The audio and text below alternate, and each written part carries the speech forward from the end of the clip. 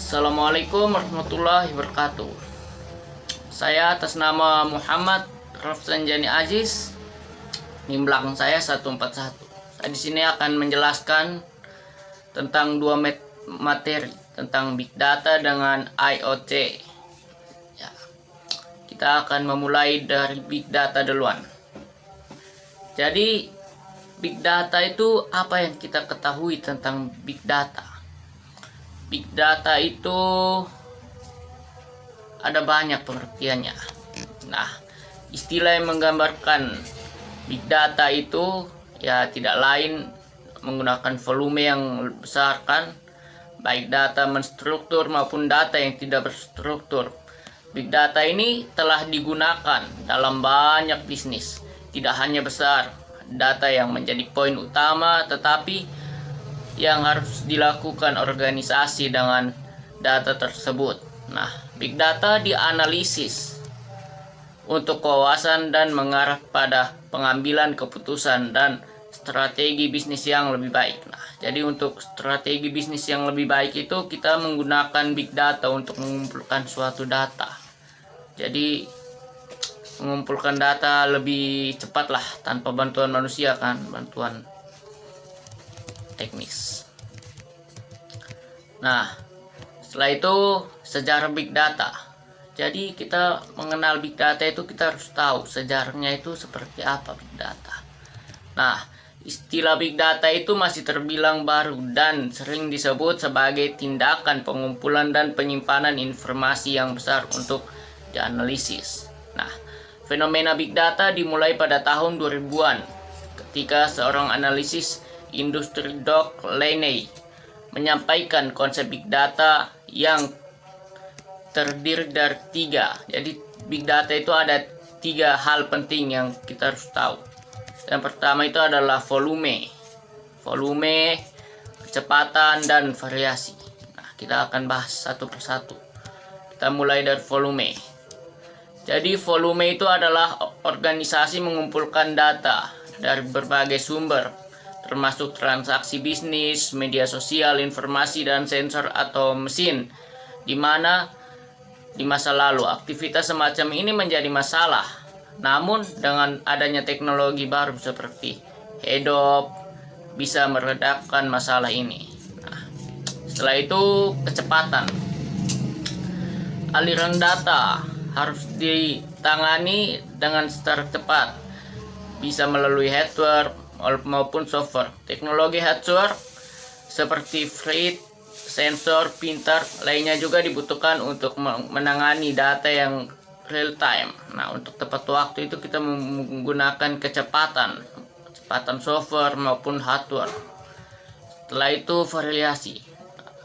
Data yang dikumpulkan mempunyai format yang berbeda-beda, mulai dari yang struktur, data numeric, dan database tradisional, data dokumen, struktur teks, email, video, audio, dan lain-lain. Nah, itu termasuk dalam data juga. Setelah itu, kalau untuk Big Data dalam hari ini itu apa yang penting itu? Jadi berasal dari berbagai sumber sehingga cukup sulit untuk menghubungkan, mencobakan, memusingkan, dan mengubah data di seluruh sistem. Namun, Big Data sangat dibutuhkan untuk memiliki kolerasi antar data, hierarki, dan berbagai kepentingan data lainnya atau data yang diacak. Nah, potensi Big Data itu apa saja? Jumlah data yang telah dibuat disimpan pada tingkat global hari ini hampir terbanyak jumlahnya. Setelah itu, mengapa Big Data itu penting?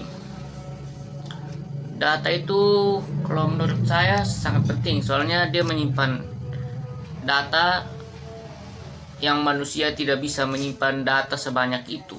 Nah, mengapa Big Data penting? Tidak hanya seputar pada jumlah data yang organisasi memiliki, tetapi hal yang penting adalah mengapa mengolah data internal dan eksternal. Kita dapat mengambil data dari sumber manapun untuk menganalisis. jawaban yang seperti satu, penggunaan biaya, jadi lebih menghemat biaya kan, kita tinggal sharing di Google saja.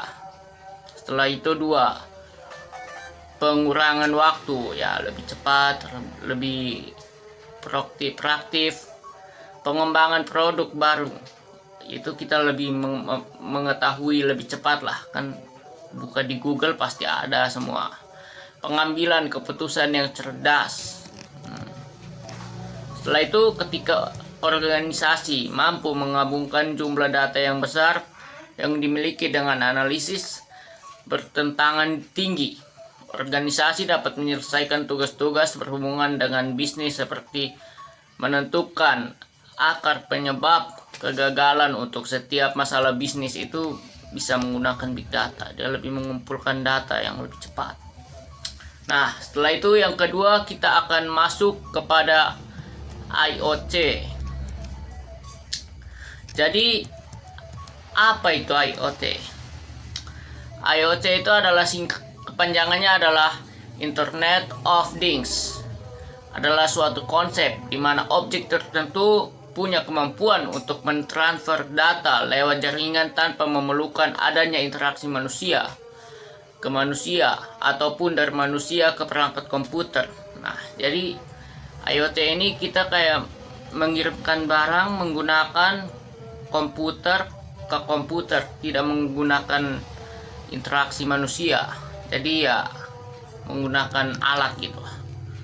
IoT ini juga kerap diidentifikasikan dengan RFID sebagai metode komunikasi. Walaupun begitu, IoT juga bisa mencangkup teknologi-teknologi sensor lainnya, semacam teknologi nirkabel maupun kode QR yang sering kita temukan di sekitar kita. Nah, jadi IoT ini misalnya kita mau buka WhatsApp web WhatsApp itu kan kita menggunakan IoT juga. Kita tinggal kode barcode-nya, kita foto, langsung WhatsApp kita masuk. Nah, itu salah satu fungsi perkembangan IoT juga. Setelah itu, apa saja kemampuan IoT? Adapun kemampuan bermacam-macam. Contohnya dalam berbagi data, menjadi remote control, dan masih banyak lagi yang lainnya. Sebenarnya fungsinya termasuk juga diterapkan ke benda-benda yang ada di dunia nyata, di sekitar kita. Apa saja contohnya? Nah, contohnya itu kita bisa transfer uang hanya menggunakan handphone. Ya, itu fungsi IoT juga. Setelah itu, kalau di HP Xiaomi itu kita bisa mengontrol ganti-ganti channel, jadi remote TV, bisa buat AC juga kan. Nah, itu fungsi IoT juga. Setelah itu, cara kerja IoT itu seperti apa? Nah, cara kerja IoT itu sebenarnya bekerja dengan memanfaatkan suatu argumentasi pemrograman di mana tiap-tiap argumen tersebut bisa menghasilkan suatu interaksi antar mesin dan terhubung secara otomatis tanpa campur tangan manusia. Nah, jadi maksudnya ini apa? Jadi programnya itu dia bisa terhubung dengan mesin tanpa ada bantuan manusia. Nah, jadi manusia hanya sebagai bos saja. Setelah itu, di sini menjadi penghubung antar kedua interaksi mesin. Nah, adapun tantangan besar yang bisa menjadi hambatan dalam mengkonfigurasi IoT adalah sebagaimana menyusun jaringan komunikasi sendiri. Mengapa itu menjadi sulit untuk problematik? Ini sebenarnya di jaringan kompleks. Selain itu, IoT juga sesungguhnya sangat perlu untuk sistem keamanan yang cukup ketat. Di samping masalah tersebut, biaya pengembangan IoT yang mahal yang sering penyebab kegagalan untuk ujung-ujungnya pembuatan dan penyebabnya bisa berakhir gagal produksi. Nah, setelah itu macam-macam IoT. Jadi IoT itu ada macam-macamnya, maksudnya ada jenis-jenisnya. Dia bisa bermanfaat untuk apa saja. Setelah itu kita akan bahas IoT untuk pertanian. Nah, jadi macam-macam IoT itu ada pertanian, ada energi, ada lingkungan, dan masih banyak lain. Kita hanya bahas 3 di sini, kan singkat.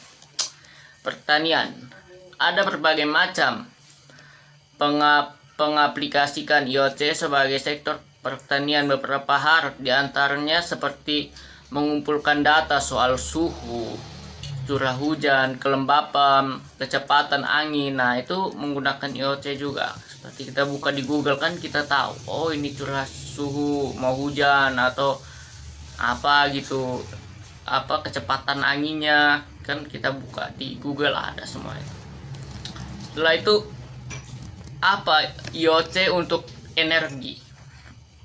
Nah, IoT ini manfaat untuk energi itu adalah sejumlah besar perangkat yang memakai energi semacam switch, outlet, listrik, lampu, televisi, dan lain-lain. Itu menggunakan energi IoT juga. Lingkungan, aplikasi pemantauan lingkungan IoT biasanya pakai sensor dalam membantu terwujudnya pelindungan lingkungan. Contohnya seperti apa itu? Penerapan misalnya dengan memantau kualitas udara atau air. Nah, kondisi atmosfer atau tanah. Nah, itu kita bisa mengontrol juga menggunakan jaringan IoT ini. Nah, selain itu apa perkembangan IoT pada tahun sekarang ini? Nah, jadi perkembangan IoT pada tahun sekarang ini, nah mungkin dulu kita hanya bisa menonton di TV tentang fungsi-fungsi IoT atau ya soal teknologi canggih lah, seperti itu kan. Nah, kini mesin-mesin yang canggih-canggih itu kita bisa dapatkan di era sekarang ini. Sebagai peralatan mesin sudah dilengkapi dengan kecanggihan teknologi yang bisa memudahkan pekerjaan kita. Nah, jadi fungsi IoT itu bisa mempermudah pekerjaan kita. Nah, mulai dari contohnya ya, mulai dari robot pintar, smart car yang bisa berjalan sendiri tanpa menggunakan pengemudi manusia. Nah, jadi sudah perkembangan IoT itu dia bisa menciptakan mobil tanpa ada pengemudi. Jadi mobilnya bisa jalan tanpa ada pengemudi. Setelah itu semacam Alexa yang bisa bersuara mengingatkan Anda untuk melakukan ini itu sesuai jadwal. Seluruh teknologi terbaru ini adalah berbagai dari IoT atau Internet of Things. Nah, mungkin sekian dari saya. Hanya itu saja. Ya, tadi kita sudah membahas tentang big data dan kita sudah membahas tentang apa itu IoT. Nah, kalau ada salah kata mohon dimaafkan. Waalaikumsalam warahmatullahi wabarakatuh.